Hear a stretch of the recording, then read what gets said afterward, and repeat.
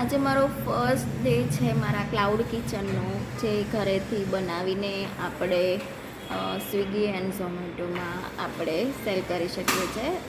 Regular આપણે test તો એ જ હોય છે, બટ કહેવાય ને કે એક વુમન ક્યાંય કદાચ બહાર શોપ ના ઓપન કરી શકે તો ઘરેથી જ સ્ટાર્ટ કરી શકે છે, જેનો એનો ટેસ્ટ છે તે ક્લાઉડ કિચન થ્રુ બહાર બધાને લોકોને ટેસ્ટ કરાવી શકે છે.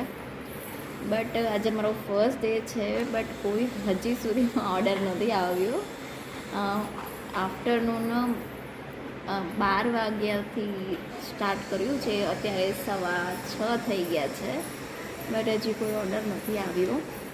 આઈ હોપ સો, રિયલી પ્રે કે જલ્દીથી કોઈ ઓર્ડર આવે અને મારો જે રેગ્યુલર ટેસ્ટ છે મારા ફૂડનો એ બધા એને અપ્રૂવ કરે.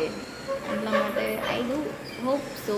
Please request, if you can by other restaurant, please one time choose my cloud kitchen. If you taste like, please next time you order.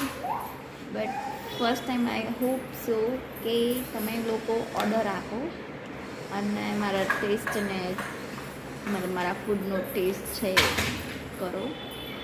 અને આઈ હોપ સો કે મારું આ ક્લાઉડ કિચન છે એ અપ એન્ડ જાય, because એક housewife obvious છે કે બહાર જઈને ફૂલ ડેઝ કામ ના કરી શકું તો ઘરેથી પોતાનું સ્ટાર્ટ કરે છે. તો પ્લીઝ તમે સપોર્ટ કરો.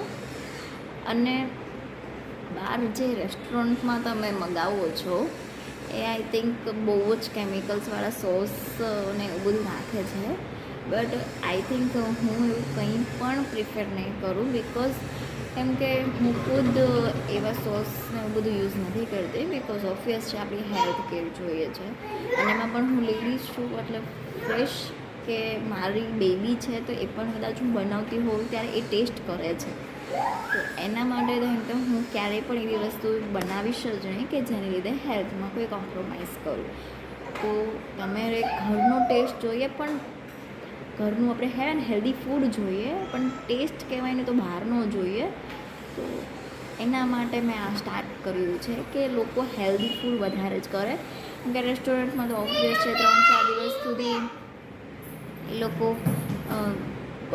સેવ કરીને રાખે છે, પણ પછી એમાં કોઈ પણ જાતનું સારું કોઈ ફૂડ નથી હોતું, કેમ કે ટેસ્ટ વગરનું થઈ જાય છે અને હેલ્ધી પણ નથી હોતું.